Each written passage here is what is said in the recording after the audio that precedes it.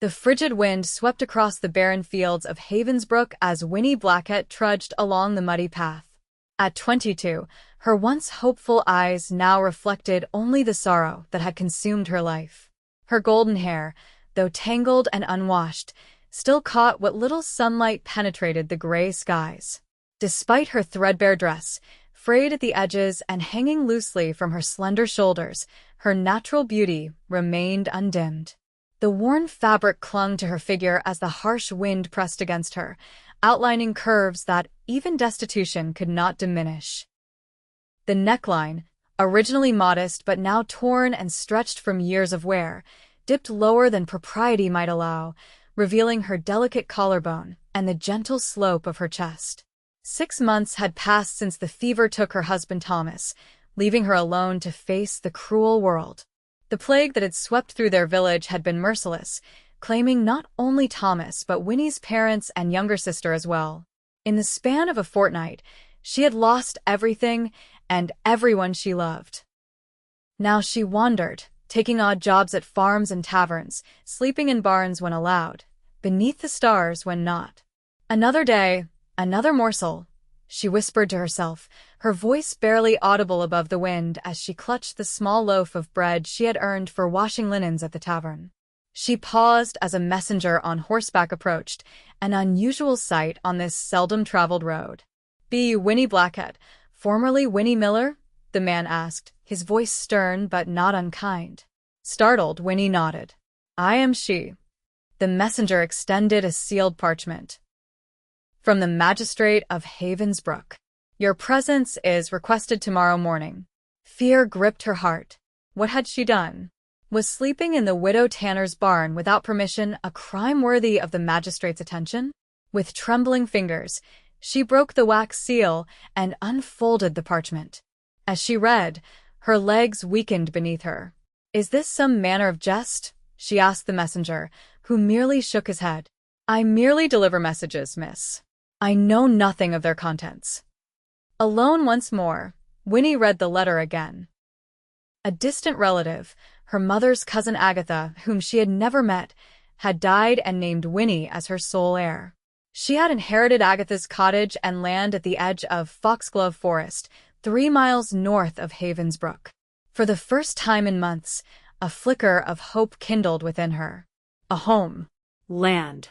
Perhaps a chance to rebuild her life from the ashes of tragedy. The magistrate, a portly man with small, calculating eyes, looked down his nose at Winnie as she stood before his desk the following morning.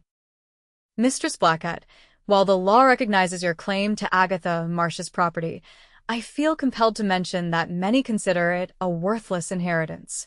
The cottage has fallen into disrepair, and the land is said to be cursed." Winnie straightened her shoulders. "I have nowhere else to go, sir.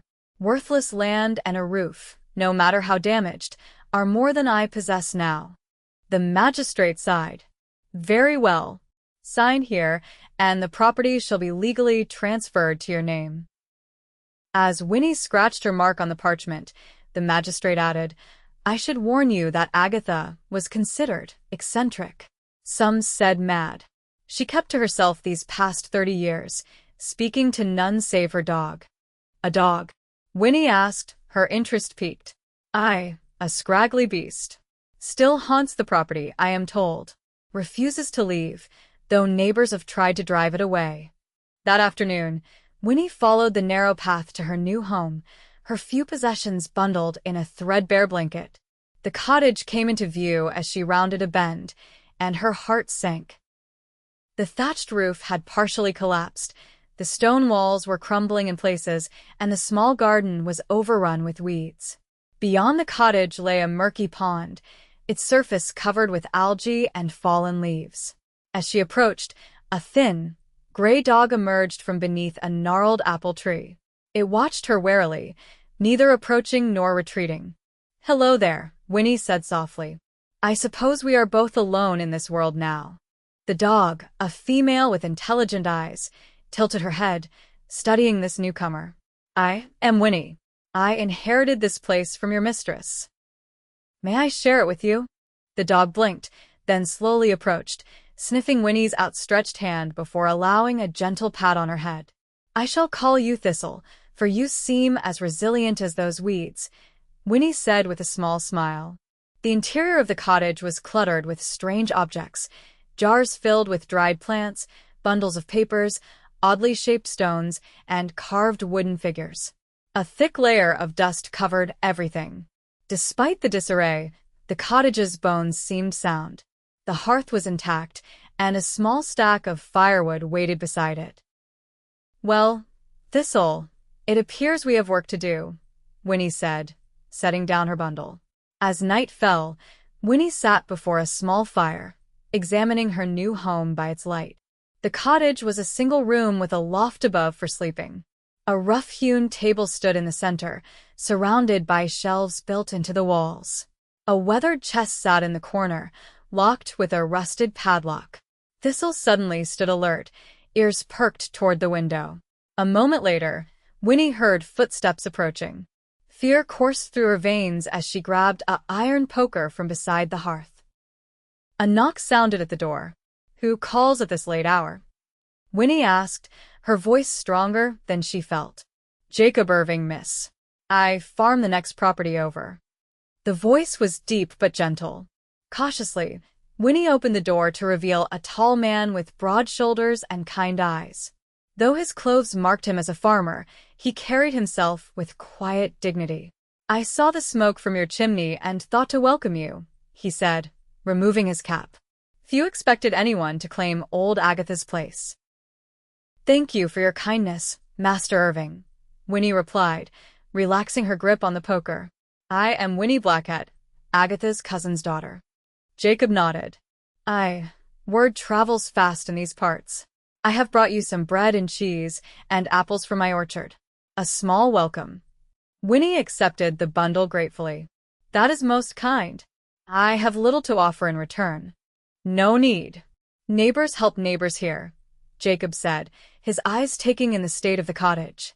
"If you would permit, I could assist with repairing the roof before the next rain." Winnie hesitated. She had learned to be wary of men offering help with expectations of payment she could not, or would not, provide. Reading her expression, Jacob added, "My late wife would haunt me properly if I left a woman alone with such repairs needed. I seek nothing in return, but perhaps conversation while I work. These hills grow lonely." Something in his honest face convinced her. "Then I accept your kind offer, Master Irving." After Jacob departed, promising to return the next day, Winnie and Thistle settled before the fire. As she nibbled the fresh bread, Winnie noticed Thistle pawing at the floorboards near the hearth. "What is it, girl?" she asked, moving to investigate. The dog whined and continued scratching. Winnie ran her fingers over the wooden planks and felt a slight gap. Curious, she inserted her fingernails and lifted.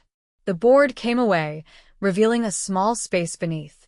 Inside lay a leather-bound journal. Hands trembling with excitement, Winnie opened it to find pages filled with neat, feminine handwriting. On the first page was written, "The Journal of Agatha Marsh, commenced in the year of our Lord 1542.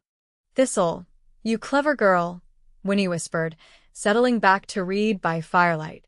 The journal began with ordinary entries about daily life, but soon revealed that Agatha had not always been a recluse. She had once served as lady's maid to the Countess of Northbridge, whose family owned vast lands throughout the county. The entries became more intriguing as Winnie read. "April 12th, 1543.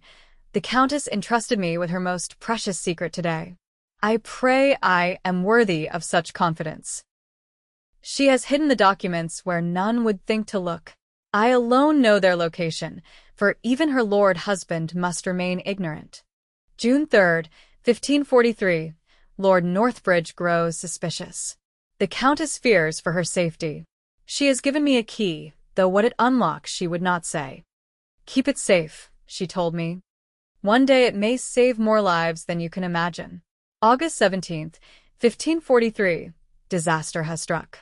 The Countess is dead, they say by her own hand, but I know better. Lord Northbridge's hands are not clean in this matter. I have fled the castle with only what I could carry. I dare not return, Winnie read into the night, learning how Agatha had purchased this small cottage with coins the Countess had given her for safekeeping. The journal mentioned the key repeatedly, but never revealed what it opened or where it was hidden. As dawn broke, Winnie closed the journal, her mind racing. What secrets had Agatha protected? What documents had the Countess hidden? And where was this mysterious key? True to his word, Jacob arrived after sunrise with tools and materials for repairing the roof. As he worked, Winnie cleared the overgrown garden, finding herbs and vegetables still struggling to grow among the weeds. Old Agatha was known for her healing herbs, Jacob commented as he secured new thatch. People would come in secret for her remedies when the physician's cures failed them. Did you know her well? Winnie asked, harvesting salvageable herbs. None knew her well, Jacob replied. But she helped my wife during her final illness, easing her pain when others could not. For that, I owe her a debt I can never repay. As they worked, Jacob shared the local gossip. Strange men have been seen asking about this property recently. Well-dressed fellows from the direction of Northbridge Castle. Winnie's hands stilled. Northbridge? The Earl's estate. Aye. The current Earl, grandson of the one from Agatha's time, is a powerful man with little patience and less mercy. They say he searches old records obsessively, looking for something his grandfather lost. The hairs on Winnie's neck rose. Could these searches be connected to Agatha's journal? I would be wary of strangers, Jacob advised, especially those claiming interest in purchasing this land. That evening, after Jacob departed, Winnie sat with Agatha's journal again, searching for clues. Thistle paced restlessly, whining at the door until Winnie let her out. Instead of disappearing into the twilight, Thistle ran to the pond and began barking. Curious, Winnie followed.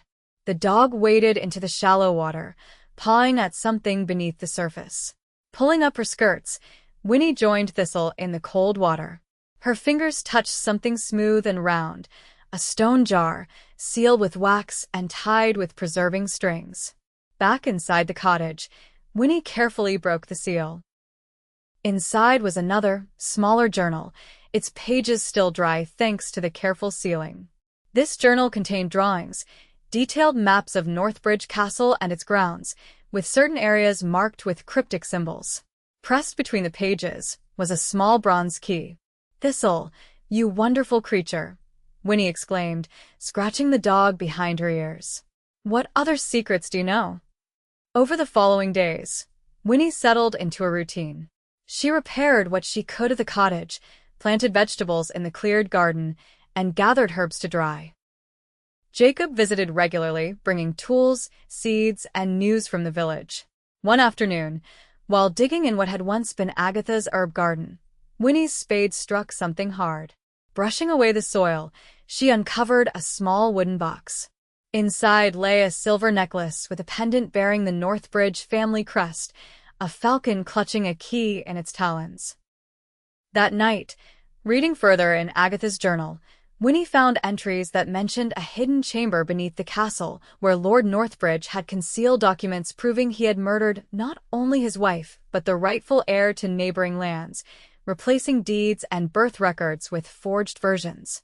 The Countess discovered his treachery, Agatha wrote.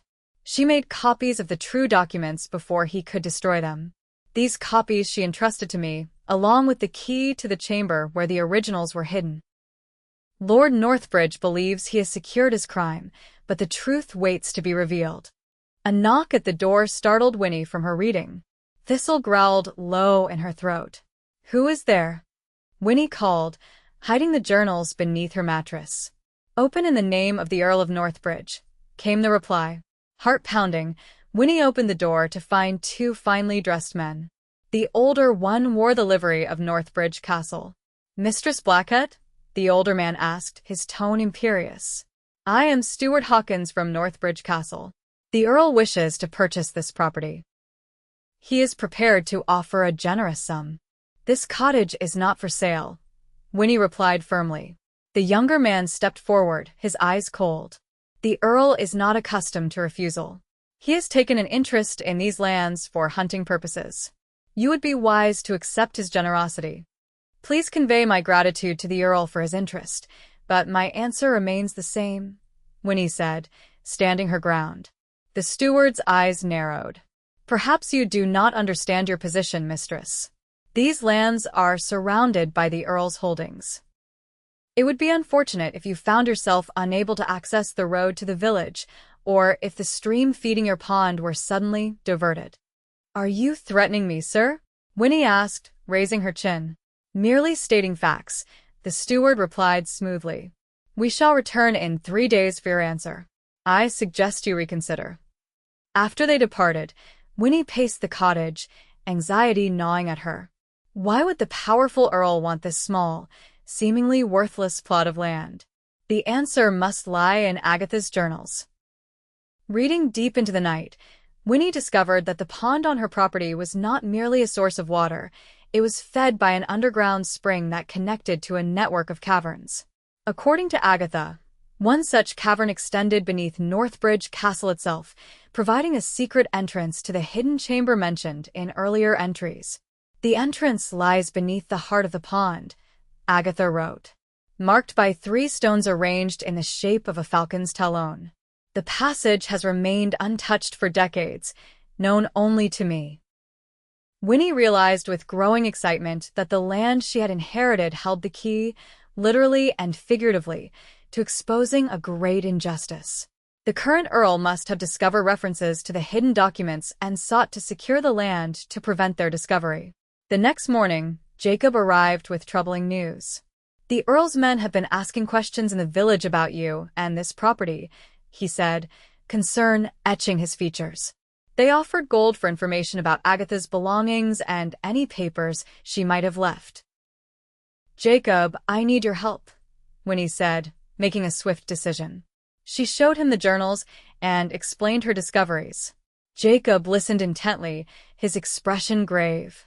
If what these journals say is true, the current Earl's claim to half his lands is based on his grandfather's crimes. No wonder he wants this property. I need to find the underwater entrance and the documents before the Earl's men return, Winnie said. Jacob nodded thoughtfully. I have a cousin who worked in the mines before they closed. He knows about underwater passages. I will fetch him.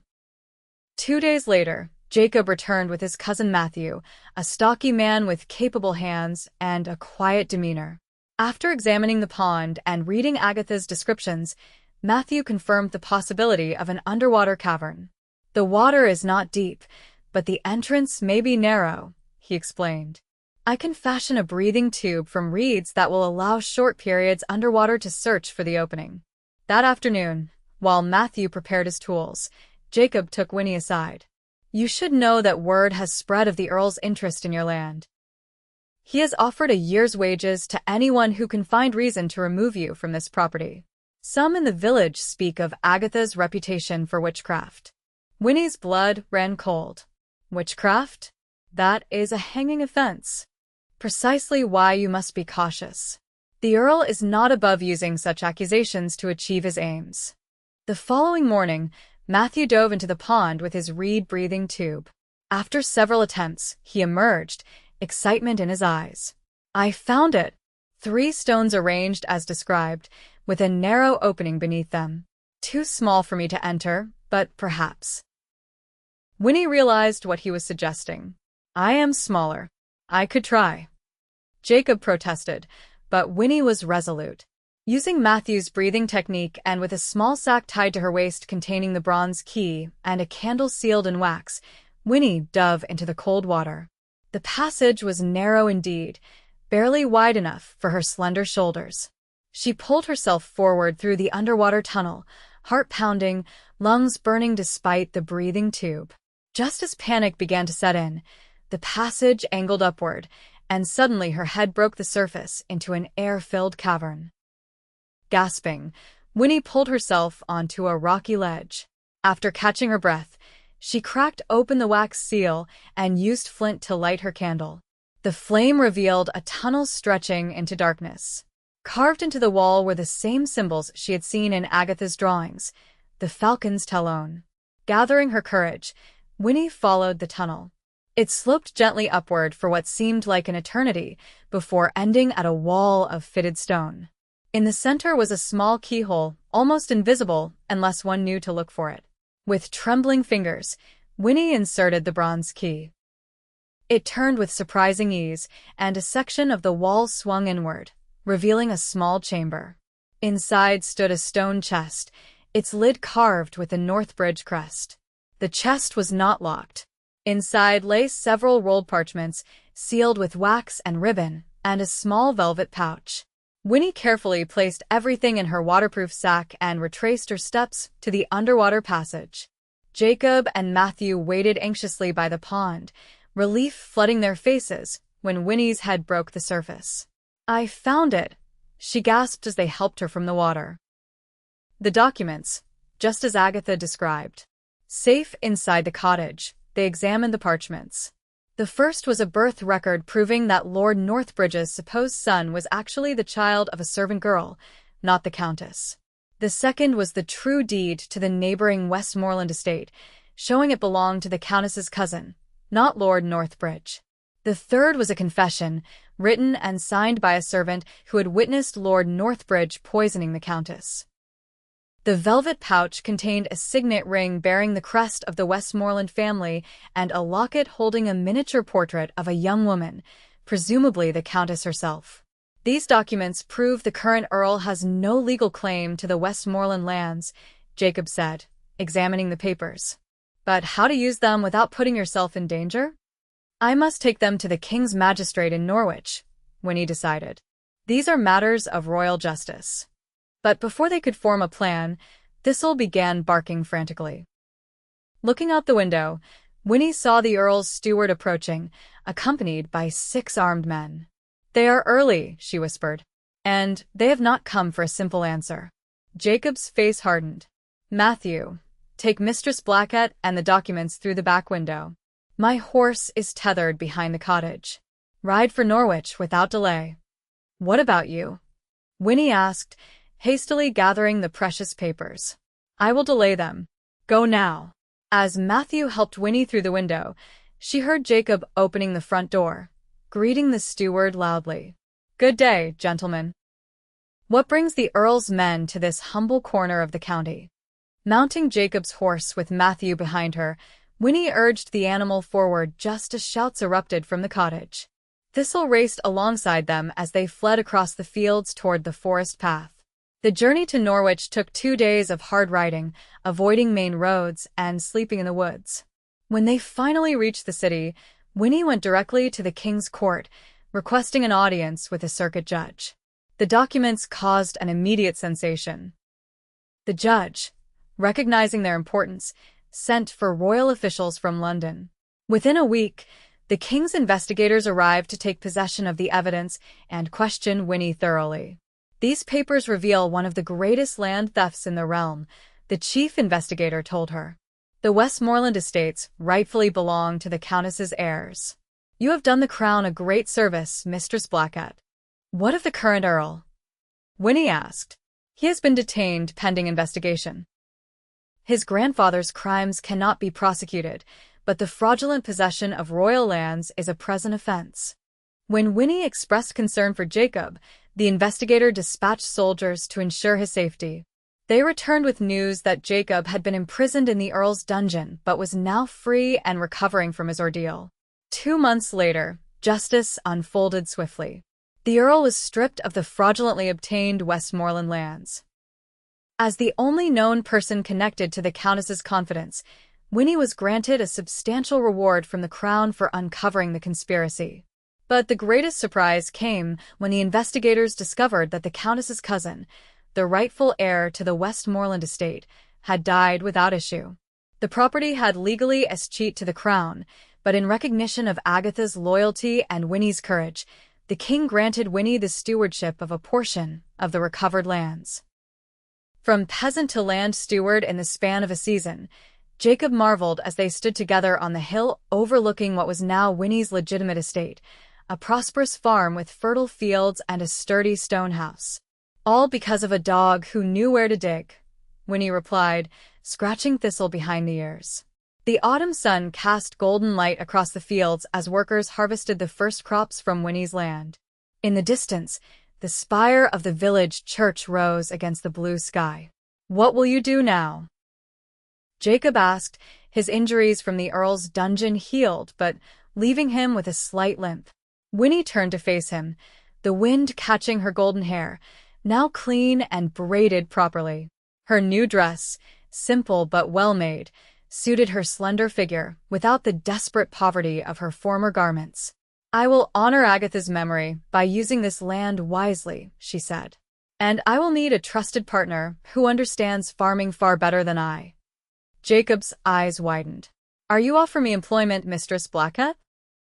Winnie smiled, a genuine smile that reached her eyes for the first time in many months. "I am offering you a partnership, Master Irving, if you are willing." As Jacob's strong hand closed around hers, Thistle barked happily, as if approving the arrangement.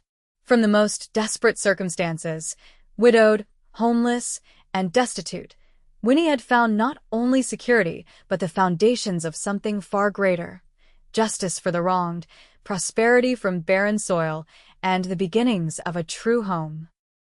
In the years that followed, the story of how a peasant woman uncovered a nobleman's ancient crime became legend in the county. Winnie and Jacob eventually married, combining their strengths to build what would become one of the most prosperous estates in the region. The secret entrance beneath the pond was sealed with stone, but Agatha's journals were preserved for future generations, telling the tale of a loyal servant, a murdered countess, and the power of truth long buried, but finally brought to light.